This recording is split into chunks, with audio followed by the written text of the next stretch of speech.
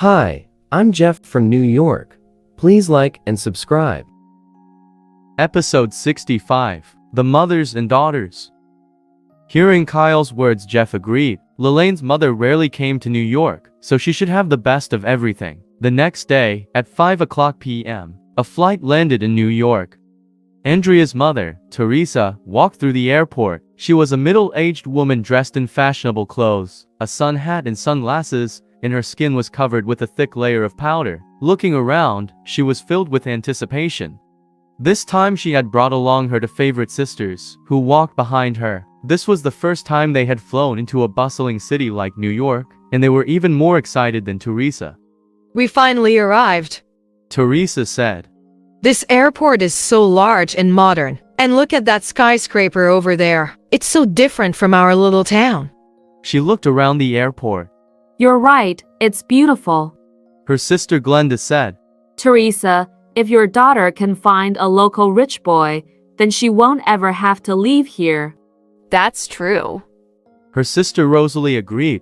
When we see Andrea later, we'll have to remind her how important it is to find a rich young man. If we had gone to university, we might have found one, and then we wouldn't still be living in our town. We can't tell her who to marry. It's up to her, Teresa said, although she had already decided to remind Andrea to find a rich boyfriend. They walked out of airport building. I'm a little hungry. What about you two? Teresa said, patting her stomach. Her sisters were also hungry. They had left their town early in the morning and then rushed straight to the airport. They had only eaten a few snacks on the plane. Come on, let's have something to eat. I have some homemade buns, said the woman who had been following them. She smiled and opened her backpack, preparing to take out the buns. This was Lelane's mother, Isabel, who was wearing a green shirt, black shorts, and a pair of old tennis shoes. Although she wasn't dressed elegantly, she still looked neat. But working outdoors for so many years had darkened her skin slightly and caused shallow wrinkles to appear on her face. Put your backpack away. Aren't you embarrassed? Teresa asked. The previous day, she had talked on the phone with her daughter Andrea, saying that she wanted to come to New York for a couple of days and wished to visit her. She hadn't expected Andrea to ask her to bring Isabel, whose daughter was also attending Peston University. She'd had no choice but to bring Isabel along. Of course, she knew her daughter wasn't that kind, so she had no idea why Andrea had wanted to help her friend's mother. Quick, put it away. Glenda said to Isabel with a frown. Do you want people to know that you're just a simple country woman? Isabel closed her backpack and put it back on her shoulders. She was quite confused. Was it that embarrassing to eat buns? If you don't want to embarrass us, then walk a bit further back, Rosalie said, glaring at Isabel. If we walk with you, people might laugh at us. She turned to speak to Teresa. Can't we just leave her behind? We already gave her the money to pay for the plane ticket. She's already taken advantage of your good nature. Teresa glanced contemptuously at Isabel through her sunglasses and snorted. I'm afraid not. No matter what, her daughter is still a friend of my daughter's. Let her tag along. We'll just ignore her once we get to where we're going. Teresa and her sisters walked on ahead, chatting together. Isabel followed further back, walking by herself. Teresa, are there really a lot of male escorts in New York? Glenda asked. Teresa had plenty of money, and besides seeing her daughter, she had plans of her own this trip. Otherwise, she wouldn't have brought her two sisters with her. Of course, a lot. Haven't you seen pictures on the news? There are lots of women's clubs here. They're everywhere. Teresa tried to look knowledgeable, but she was only pretending to be cool in front of her sisters. Whether she could find such a club during this trip in New York would be a matter of luck. Well, when you put it like that, I'm relieved. Glenda said happily. Since I was young, I've dreamt of using my money to sleep with a male escort. And now I'm going to finally do it. Just stick with me. Teresa said confidently. You might not get any sleep, but I promise you'll get into bed with a handsome young man. Psst. Lower your voice. There's someone behind you. Rosalie whispered, glancing at Isabel, who still walked behind them. It was embarrassing to talk so loudly about such things. Don't worry, Teresa said disdainfully. If she dares tell anyone, I'll just leave her in New York and see how she manages to get herself back home. And even if she does, I'll deal with her there. She won't dare to say anything. The two sisters were reassured. Hey, isn't it a little embarrassing for women our age to go out looking for young men? Glenda asked. And then the three women laughed loudly. They walked to the main street outside the airport, talking and laughing. They were puzzled when a BMW stopped in front of them. Then Andrea, Lelaine, Jeff and Steve got out of the car. Andrea, it's you. Teresa looked her daughter over carefully. They were about to greet each other properly, but they were interrupted by other voices. Mom, you really came. I'm so glad to see you. Lelaine held her mother's hand. Me too. Her mother answered. It's been 2 years, and this is the first time I've come to visit you. I feel so guilty. My beautiful daughter, let me have a good look at you. You're looking well. Lelaine and Isabel spoke as if no one else was present, but then they noticed everyone staring at them and immediately stopped talking. Sorry for disturbing you. Teresa said awkwardly to Isabel. Do you think this is all about your family? Teresa glared at her. Do you have to be so loud? Mom, let me introduce you to someone. Andrea said, grinning as she pulled Steve next to her. This is Steve, my boyfriend. Oh. Teresa was stunned for a moment as she took a closer look at Steve. He was handsome and seemed to come from a good family. He made a good first impression. Nice to meet you. Steve said, smiling.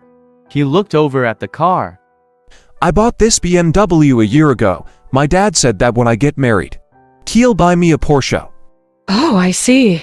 Teresa nodded, walked to the front of the BMW, and ran her hand over it, feeling proud. She had planned to remind her daughter to find a rich boyfriend, but Andrea had already found one, and even better, he was also young and fit, so he was worthy of being with Andrea. Who is this young man?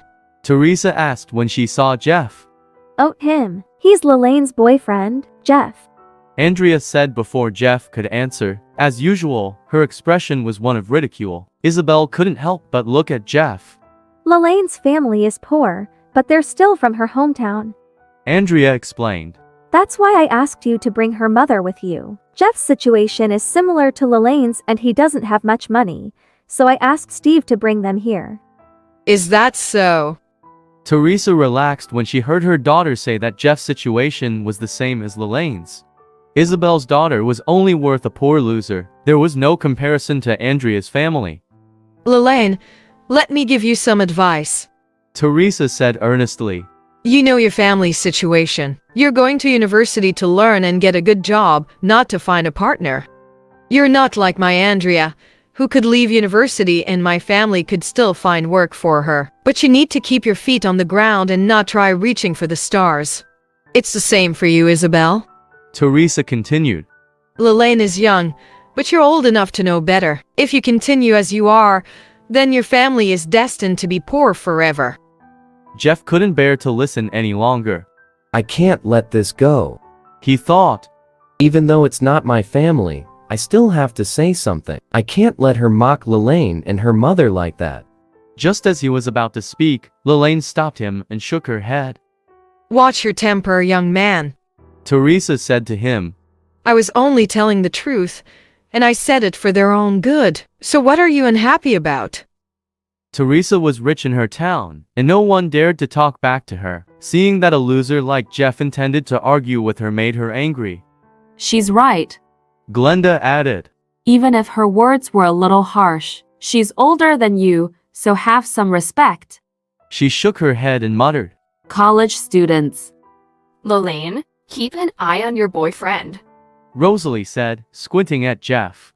And see what kind of man he is. If he doesn't learn to behave properly, then get yourself a new boyfriend. In the end, Isabel apologized to Teresa. Okay. Steve said to Teresa. You must be hungry after your trip. I know a good restaurant with great food, so let's go and eat.